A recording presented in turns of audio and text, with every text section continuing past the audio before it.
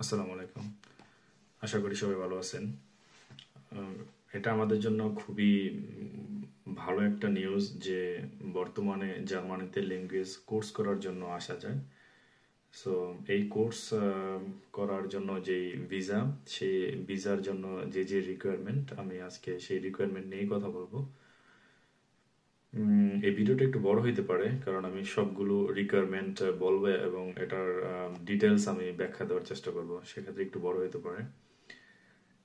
মূলত এর আগে আমরা জার্মান ভাষা তারাই শিখতো শুধুমাত্র যারা স্টুডেন্ট ভিসা আসতে চায় বা স্পাউস ভিসা আসতে চায় বা হাউস বিল্ডিং করতে আসতে চায়, বাট এখন সিনারিওটা একটু ডিফারেন্ট হয়ে গেছে। যেমন এখন আপনি জার্মান ভাষা শেখার জন্যই জার্মানিতে আসতে পারবেন। এটা খুবই পজিটিভ একটা নিউজ। তো এই বিষয়ে আসার জন্য, এই বিষয়ে অ্যাপ্লাই করার জন্য আসলে আপনার কি কি ডকুমেন্ট লাগবে, কি কি যোগ্যতা লাগবে, সে ব্যাপারে আমি জাস্ট একটা ব্রিফ করতে চাইতেছি। সেক্ষেত্রে আপনার মূলত লাগবে আপনার ভ্যালিড একটা পাসপোর্ট, আপনার বায়োমেট্রিক একটা ফটো, আপনার ভিসা অ্যাপ্লিকেশন ফর্ম লাগবে, পাসপোর্টের ফটোকপি লাগবে। তারপর আপনি যে জার্মানিতে ল্যাঙ্গুয়েজ কোর্স করতে আসবেন সেই ল্যাঙ্গুয়েজ কোর্সের একটা কনফার্মেশন লাগবে যে আপনি ভর্তি হয়েছেন ওই স্কুলে ল্যাঙ্গুয়েজ কোর্স করার জন্য, সেই একটা কনফার্মেশন সার্টিফিকেট লাগবে।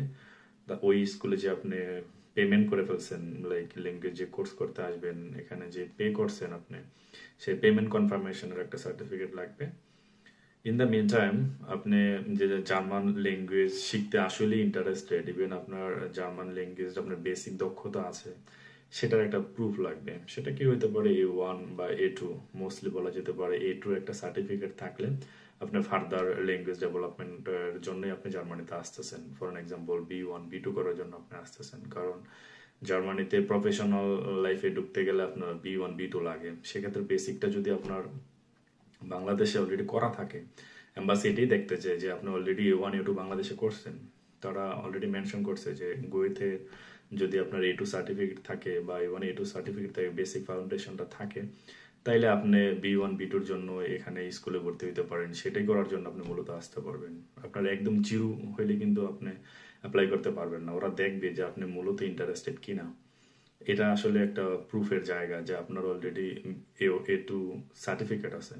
এটা খুব পজিটিভ। হ্যাঁ, সেটাকে ওরা এভাবে হেডিং করছে আসলে প্রুফ অফ ল্যাঙ্গুয়েজ স্কিলস, যে আপনার এই জিনিসটা থাকতে হবে, একটা সার্টিফিকেট আছে অলরেডি যে আপনি অলরেডি এটাতে ইন্টারেস্টেড। আপনি হুট করে আসে বললেন হ্যাঁ আমি ইন্টারেস্টেড, আমি যাবো, ইটস নট লাইক দ্যাট। আপনাকে অলরেডি বেসিকটা স্ট্রং বাংলাদেশি করে আসতে হবে। তারপর অবশ্যই আপনাকে মোটিভেশনাল লেটার সাবমিট করতে হবে। সেখানে আপনি স্পেসিফিকলি বলে দিবেন যে আপনি কেন জার্মানিতে ল্যাঙ্গুয়েজ কোর্স করতে আসতে চাইতেছেন, লাইক আপনি আপনার পারপাসটা কি আসলে, আপনি কত দিনের কোর্সে যাইতেছেন, কেন যাইতেছেন, আপনি ল্যাঙ্গুয়েজ শেষে আপনি কি করবেন, কি করতে চান, একটা মোটিভেশন লেটার আপনার অবশ্যই অ্যাম্বাসিতে সাবমিট করতে হবে। সো সেখানে আপনি অলরেডি ওইটাই আপনার মেন, আমার কাছে মনে হয় সবচেয়ে বড় ভূমিকা পালন করবে এই মোটিভেশন লেটার। ওদেরকে আপনি আসলে ইনডিরেক্টলি বুঝাতে চেষ্টা করবেন যে কেন আপনাকে ওরা ভিসা দিবে। তারপর আপনার সিভি লাগবে। তারপর স্কুল লিভিং সার্টিফিকেট, সেটা মূলত ইন্টারমিডিয়েট হইলে মোর দেন এনাফ। তারপর অনার্স ব্যাচেলর হইলে এটা আরো ভালো হয় অনেক ক্ষেত্রে।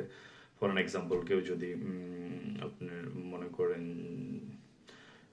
ম্যাথমেটিক্সে অনার্স করা থাকে বা আইটি রিলেটেড কোনো সাবজেক্টে অনার্স করা থাকে বা ব্যাচেলর করা থাকে, সে যদি আলটিমেটলি তার মোটিভেশন লেটারে বুঝায় যে আমি অলরেডি এই সাবজেক্ট করা আছে, আমি এটাতে হাউস বিল্ডিং করতে চাই, আরও আমার ফিউচার প্ল্যান আমার এটাতে হাউস বিল্ডিং করা বা আইটি সেক্টরে, আমার মনে হয় এটা মোটিভেশন লেটারের কাজে দিবে, ইভেন এটা মেক সেন্স করবে।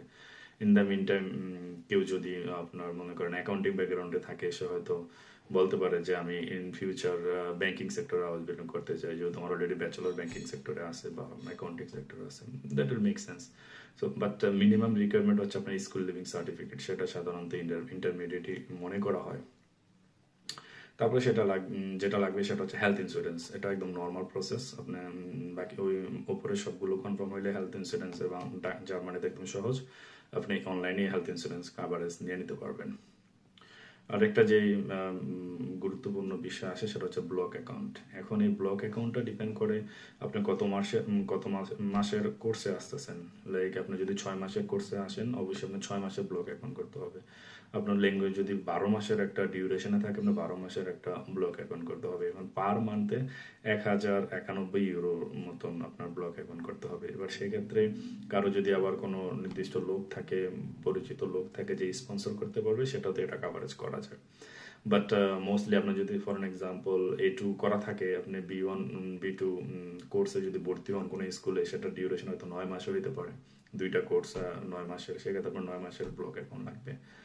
তারপর অবশ্যই আপনাকে জার্মান এম্বাসি ঢাকাতে ভিসা ফি দিতে হবে। এই হচ্ছে মূলত রিকোয়ারমেন্ট। আমার কাছে মনে হয় এটা খুবই ভালো একটা সম্ভাবনা। যারা অলরেডি হাউস বিল্ডিং করার জন্য ট্রাই করছে, তারা যদি A2 পরীক্ষা দিয়ে এটাতে ট্রাই করেন, I think that's fine. Because বাংলাদেশে বর্তমানে গোয়েতে B1-এর সিট পাওয়াটা অনেক চ্যালেঞ্জিং, যতটুকু আমি জানি আমার এক্সপিরিয়েন্স থেকে। সেক্ষেত্রে তারা যদি A2 পরীক্ষা দিয়ে ফেলেন, ইভেন এম্বাসিতে এটা শো করেন, মোটিভেশন লেটারে খুব ভালো করে এক্সপ্লেন করতে পারেন আপনি কেন আসবেন বা কেন তারা আপনাকে ভিসা দেবে, I think that will be good choice. এই ছিল আজকের ভিডিওর সারমর্ম। তারপরে কারো যদি কোনো প্রশ্ন থাকে, জিজ্ঞাসা থাকে, অবশ্যই কমেন্ট বক্সে কমেন্ট করতে পারেন। আমি চেষ্টা করব সঠিক অ্যান্সার দেওয়ার জন্য। ধন্যবাদ, ভালো থাকবেন, আসসালামু আলাইকুম।